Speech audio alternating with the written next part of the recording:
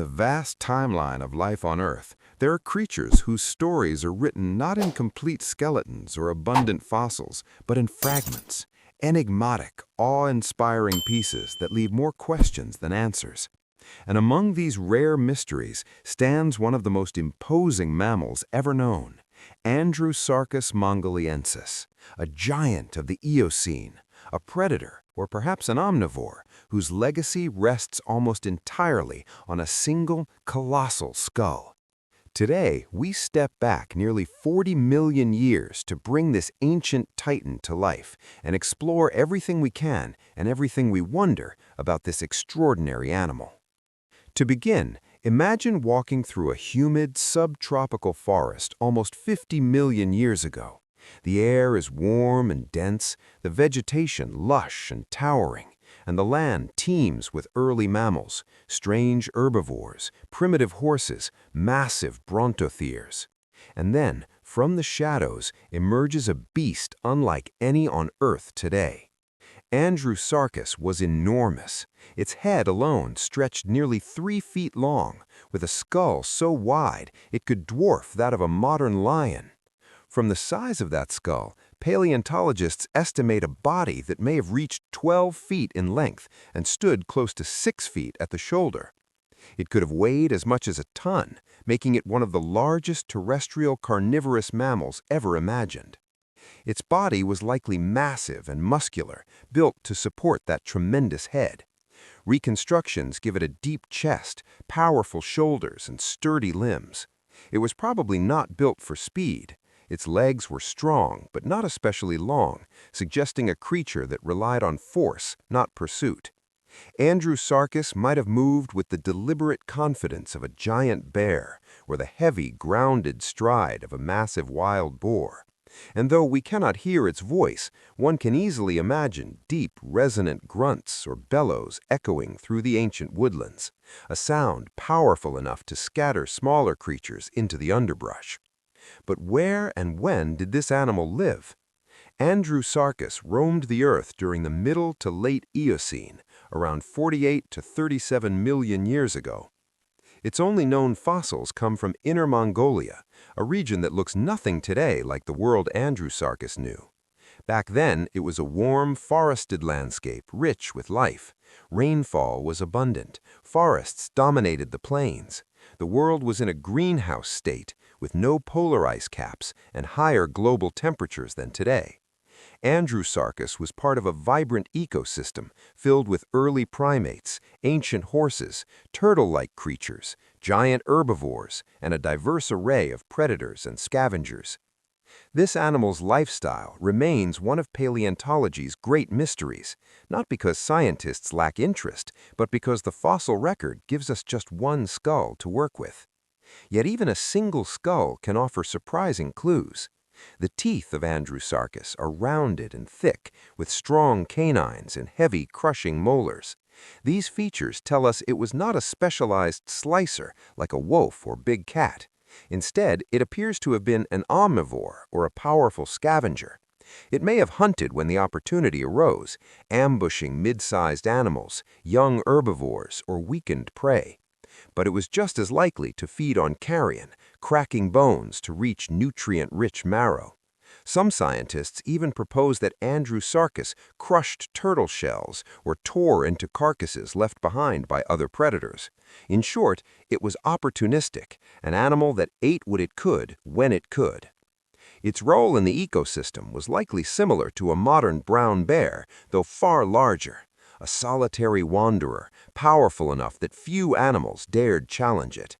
If others encroached on its territory or a valuable carcass, it may have intimidated rivals with aggressive displays, raising its massive head, lowering its shoulders, and issuing deep vocalizations. And if forced to fight, it would rely on its greatest weapons, the crushing strength of its jaws and the sheer force of its body. Mothers likely raised their young alone, nursing them and guiding them through the forest until they grew large enough to survive on their own. But even giants are not immune to the relentless march of time. Andrewsarchus vanished around 36 million years ago at the close of the Eocene. Earth was undergoing dramatic changes. The global climate cooled, rainforests shrank, open grasslands replaced dense forests, and many of the herbivores Andrewsarchus relied on began to disappear. With habitats shifting and food sources dwindling, specialized or large-bodied species often suffered. Andrewsarchus was no exception. There is no evidence of a sudden catastrophe, but rather it slowly faded away as the world around it transformed beyond recognition. This raises an intriguing question.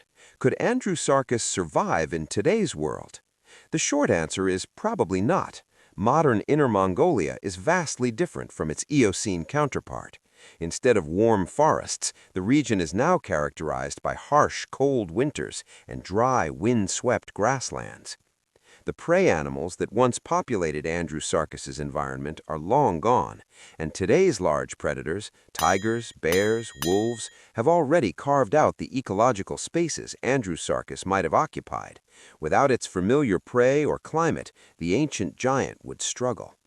In a protected area or reserve, perhaps it could persist, but in the wild, the challenges would be immense. The environmental differences between then and now are staggering. The Eocene was a warm, moist greenhouse world. Temperatures were higher and vegetation was dense. Modern Mongolia is colder, drier, and more seasonal. The slow cooling of the Earth over millions of years reshaped entire continents and ecosystems, leading to extinctions, new species, and massive ecological turnovers. Andrewsarchus was one of many casualties of this climatic shift. Still, imagining Andrewsarchus alive today is a fascinating thought experiment. In a modern setting, it might evolve thicker fur to endure winter cold, or perhaps shrink slightly in size to cope with reduced food availability. It might roam open fields instead of forests, stalking herds of deer or scavenging carcasses left by other predators. Its behavior might shift to more nocturnal habits to avoid human encounters.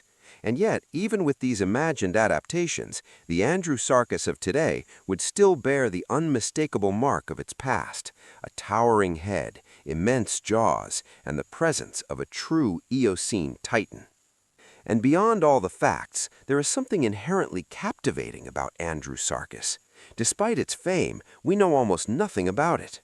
One skull, that's all. One skull that opened a window into an animal so large, so powerful, and so unique that it continues to inspire imagination a century after its discovery. It belonged not to a bear or a wolf, but to an ancient lineage of hoofed mammals, distant relatives of pigs, hippos, and whales. Its teeth whisper stories of omnivorous habits.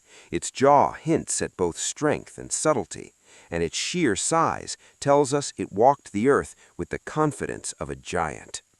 And so, Andrewsarchus remains both a scientific puzzle and a reminder of the immense diversity that once filled our planet, a creature that seems familiar yet foreign, reconstructed from fragments and imagination, walking a world now lost to time. Its story continues to evolve with every new discovery, but for now, we treasure what we have: a colossal skull, a mysterious life, and the enduring legend of one of Earth's greatest mammals. In bringing Andrewsarchus to life through science and storytelling, we honor not just the creature itself, but the vast and ancient world it once ruled, a world that shaped it, sustained it, and ultimately claimed it, leaving behind a silent relic for us to rediscover millions of years later. Aren't you curious about what these giants would look like when they were alive? Let's take a look at some visuals created with AI based on fossil studies.